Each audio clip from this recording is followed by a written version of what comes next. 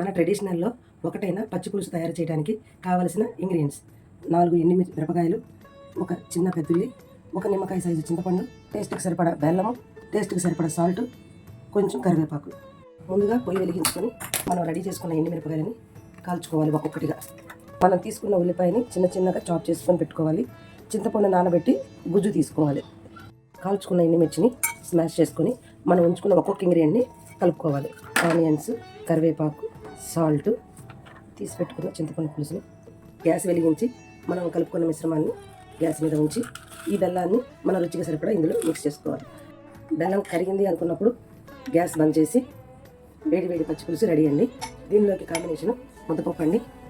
ముద్దపప్పు అంటే ఒట్టి కందిపప్పు, చిటికెడ పసుపు, అంతేనండి. దగ్గరగా ఉడికించుకోవాలి. పచ్చి పులుసు ముద్దపప్పు సూపర్ కాంబినేషన్ అండి. టేస్ట్ అయితే సూపర్గా ఉందండి.